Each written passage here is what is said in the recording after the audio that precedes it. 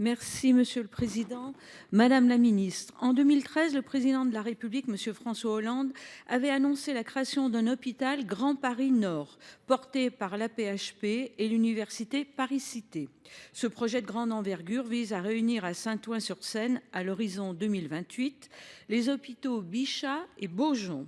Il s'inscrit dans un besoin de renforcer les offres de soins à Paris, notamment au nord de la capitale, qui souffre d'un déficit en infrastructures hospitalières adaptées.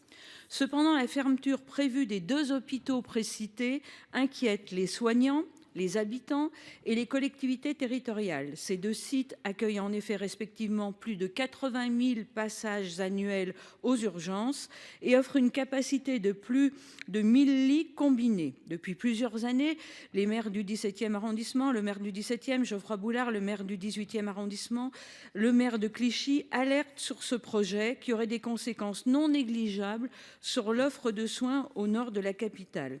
De plus, le directeur général de l'AP-HP a récemment déclaré avoir de sérieuses difficultés pour assurer le financement de ce projet. Aussi, Madame la Ministre, face à ces inquiétudes qui se multiplient, pouvez-vous nous préciser le plan de financement, le calendrier prévu de l'ensemble du projet Hôpital Grand Nord? De plus, pouvez-vous nous assurer que les mairies d'arrondissement et les villes concernées par ce projet seront consultées pour toutes les phases des travaux? Merci, Madame la Ministre.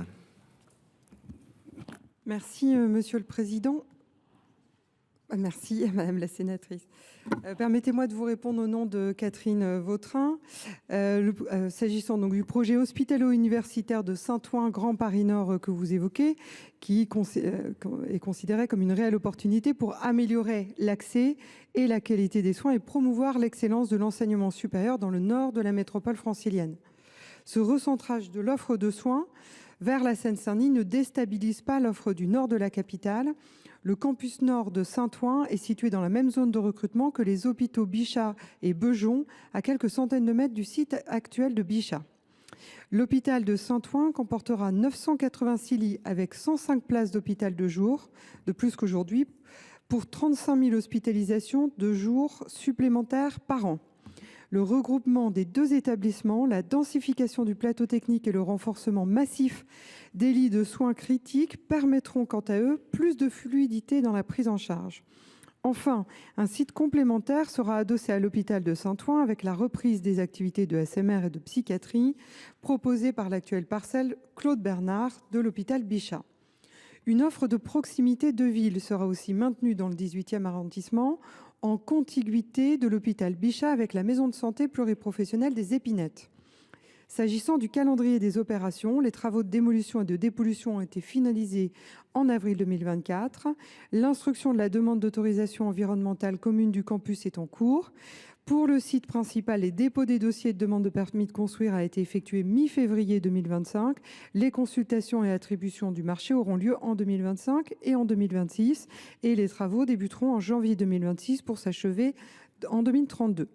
Pour la passerelle Victor Hugo, la sécurisation du terrain est en cours et restera également la sécurisation du projet avec le PLUI. Et s'agissant du financement, le montant du projet actuel est estimé à 1,35 milliard d'euros pour une subvention de 285 milliards d'euros, 117 millions d'euros d'aide Ségur et 168 millions d'euros d'aide Copermo. Merci, Madame Dumas, pour une trentaine de secondes. Oui, Monsieur le Président. Merci, Madame la Ministre, pour cette réponse qui est détaillée et apporte de nombreuses informations.